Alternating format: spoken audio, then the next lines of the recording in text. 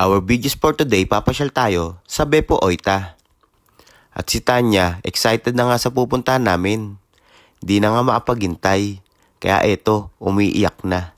At nang makarating na nga kami sa recamp, sinimulan na namin maglakad-lakad at napakalamig nga pala dito ngayon. So mapapansin nyo, napakaganda ng view dito. At yan na si Tanya. Basta gala, number 1 yan. Tuwan-tuwa yan kapag dating sa galaan. Hindi magpapapigil yan kung anong gustong gawin niya. At syempre, binibidyoan ko siya dahil siya ang bida sa video natin to. At nang makababa na nga kami, una namin ginawa, nagpapiding kami ng mga isda at saka mga bibe, pati gansa. At pagkatapos namin magpapiding sa kanila, nagrent na kami ng boat para makapag-ride ang mga bata. Ang upa nga pala namin sa loob ng 30 minutes ay 1,100 yen. Sila lang ang nag-boat ride, di na ako sumama para may taga-video. At pagkatapos nga namin mag-boat ride at tapos na rin kami mamasyal dito, napagpasyahan pa namin puntahan yung isang tourist spot na talagang dinadayo ng mga turista dito sa Onsen Beppo Oita. Actually, 2 beses na ako nakapunta rito at eto na nga, nandito na nga po tayo, no? Dahil dito yung mga dinadayo, masasarap na pagkain. Tulad na lang nitong itlog, number 1 dito yan na dinadayo. Tapos meron din sila ditong mais. At saka yung isa pang kanin na may ulam na nakabalot sa dahon. Hindi ko lang alam kung anong tawag doon sa dahon na yun, pero mamaya makikita nyo. Dito nga pala niluluto yung mais, kamote, at syempre yung binibida nila ditong itlog na mas masarap pa sa Penoy pag natikman nyo. Ayan.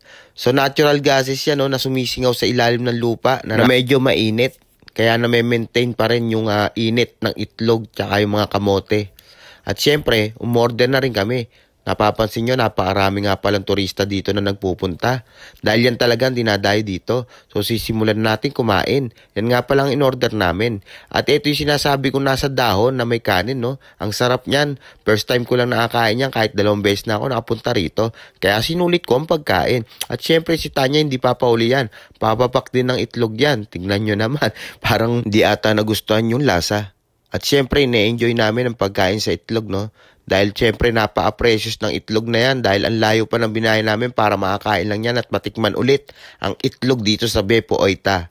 So sulit naman dahil napakasarap talaga niyan. Kaya nire-recommend ko sa inyo na kapag pumasyal kayo ng Oita, magpunta kayo rito sa Beppo para matikman nyo rin ang talaga namang number 1 na dinadayo dito na pagkain, ang itlog. At may masarap din silang dessert and foreign ice cream. So napakasarap niyan at napakatamis. At after mo nga pala kumain dito, bago ka umalis, pwede ka maghugas ng kamay dito sa bukal. Warm water nga pala yan. Tamang-tama sa malamig na panahon habang naghuhugas ka dyan. Kaya yan sila Tanya at Aiko, ini-enjoy ang paghuhugas ng mga kamay nila after nila kumain ng itlog at mais. So after namin dito, may pupuntahan pa kaming isang restaurant. At syempre, hindi matatapos ang pasyalan natin nang hindi tayo makakain ng masarap na pagkain. Kaya napagdesisyonan ng buong pamilya na magpunta sa isang restaurant na talaga naman napakasarap ng mga pagkain. Dito pala yan sa Kangkokwen. Yan, ito, isa sikat na yakinikuhan dito sa Beppo Oita. At syempre, habang naghihintay sila, yung mga bata, nilaro muna namin sa playground. May playground din pala dito habang naghihintay, no? Para mga bata, hindi maiinip. At syempre, magugutom sila. Kaya yan, nagpagutom muna kami. At syempre, hindi rin kami nagpauli. Naglaro rin kami. At nakipagbanding sa mga bata. At nang matapos na nga kami mag-waiting, bumalik na ulit kami para makakain na. So sisimulan na natin kumain. May mga robotic nga pala rito na high-tech na mga itong di ko maintindihan kung anong klase mga waiter and waitress yan, no? So silang naghahatid ng mga pagkain. Ang galing! So sisimulan na natin kumain. At yan, prepare na po. Happy tummy na po ang buong family. At yan, sinimulan na po ni Tanya kumain. At eto po, dumating na po ulit yung isang order namin. Yun, no, busog-lusog. At syempre, sisimulan natin yan sa Nama Beer. Kampay para sa tagumpay. At sinimulan ko na rin kumain. At talaga naman mukhang masarap. Takam na takam ako. Ayun, no, isang kagat. Sarap. At natapos na kami kumain, no. Talagang lahat busog, no. Talagang solid. Happy tummy. Kaya maraming salamat sa nag-sponsor. So natapos ang pamamasyal sa pagkain at sobrang busog namin. Babay na tayo sa vlog ko, man. Hoy. Bye. Bye-bye.